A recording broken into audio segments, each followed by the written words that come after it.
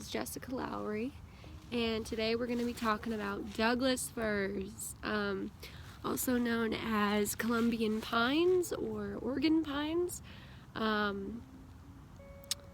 Their scientific name, bear with me, is Pseudotsuga menziesii. I think that's right, but who knows?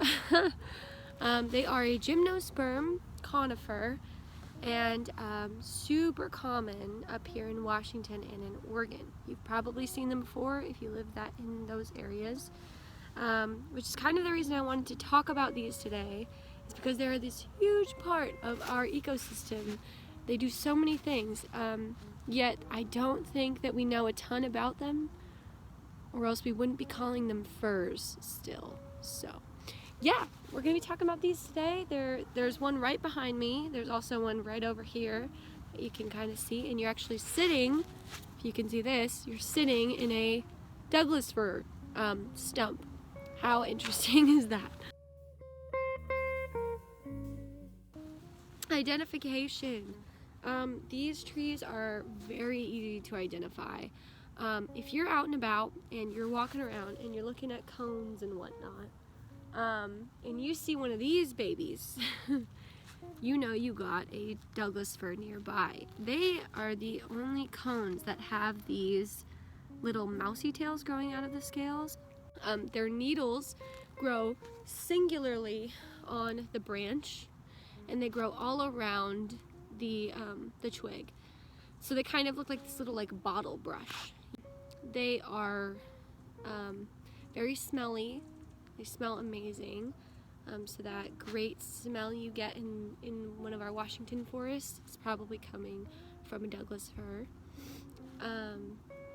And the way that you know that these aren't true firs, or one of the ways that you know, is that the cones on the Douglas fir actually hang down, whereas on firs the cones grow up. The Douglas fir cones also fall intact instead of dispersing like a fir does. So couple ways that you know that these aren't true firs. They are the tallest conifer. They grow crazy high. Their tree bark is very thick and scaly. So their habitat, let's talk about that. The Douglas firs are the state tree of Oregon, so if you live in Oregon you definitely know these trees. They're just super common in Washington, Oregon, the Pacific Northwest. Some of them grow in Nevada, Idaho, and Northern California, but they're mostly up here in Washington and Oregon. They need a ton of direct sunlight to grow well. They don't like to compete with other vegetation for the sunlight, and they're very shade intolerant. And their seeds actually love to propagate in areas that have been wiped out either by logging or fires. Some of our uses for the Douglas fir is timber, obviously. It's 90% of our timber comes from Douglas firs up here in the Pacific Northwest. They're very strong trees. They've got this very strong wood that is great for construction or whatever use you need it for. They're also super common Christmas trees. So, it's November. If you're one of those crazies that has their Christmas tree up right now, go check and see if maybe you have a Douglas fir for your Christmas tree right now. So these trees in our ecosystem are also super important for many animals. Lots of animals either feed off of or live in these trees. There's just countless numbers, let's see, ravens, black and white woodpeckers, thrushes, the Douglas fir beetle, yellow warblers, Douglas squirrels, juncos, black-tailed deer, and there's a ton other. The most common, or the most heard of animal is probably the northern spotted owl. It's an endangered species that only makes its home in the Douglas fir. This tree also has a super interesting relationship with a certain fungi called the mycorrhiza fungi, which actually grows on the roots of the Douglas fir, around the roots, and it takes the nutrients from the Douglas fir, but it actually gives back like tenfold the nutrients because it actually connects the roots from one Douglas fir to another Douglas fir. And that way they can kind of like interchange nutrients, and if one of them dies, then the other Douglas fir can take the nutrients. It's a very cool relationship, very symbiotic relationship. And this fungi is kind of creating this network between the Douglas firs, which is awesome. What would happen to our area if Douglas firs disappeared? It would be just a disaster. Let's just start there. First of all, we would have like no timber. And logging companies would probably go after other trees, which would just be an environmental just disaster. It would be detrimental to the environment. Lots of animals would either go endangered or extinct. Our erosion would be out of control because this tree covers so much surface area in Washington and Oregon that if we just took all the roots out, we would have tons of like landslides and just this crazy stuff happening. Forest fires, we wouldn't recover from forest fires as easy, and it would just be insanely horrible if the Douglas fir disappeared. It would be awful. So let's just keep them around, you know.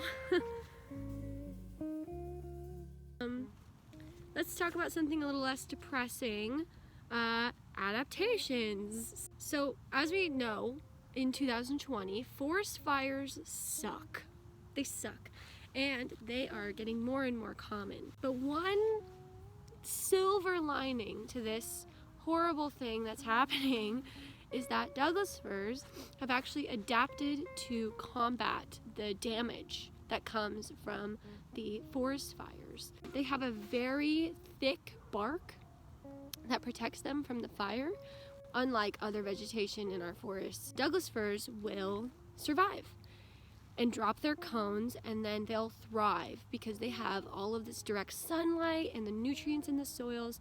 They have a very rapid growth cycle, so our forests will recover. Another adaptation they have is adventitious roots, so they grow out of the trunk rather than like down under the ground, but they do both. This is just because they grow so tall that they need like a strong base to keep them from falling over. Their life cycle is another adaptation that they have. Like I said before, a very rapid growth cycle, and a very like long individual life cycle. So they just means that they get old. And the older they get, the thicker their bark gets. Yeah, they are pretty cool trees. They last a long time, except that they're, obviously cut down, or whatever. So yeah, those are Douglas firs. Very cool trees. Go check out your Christmas tree, see if you have one. And next time you trip over a root when you're hiking, know it's probably from a Douglas fir. Okay. Thank you guys for watching. Yeah.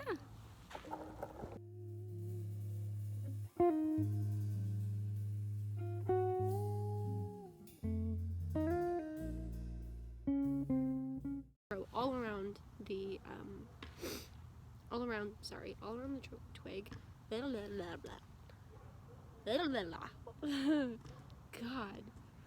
I was going to say that they smell like pines, which doesn't make any sense. But yeah. Okay, Jessica. Get it together.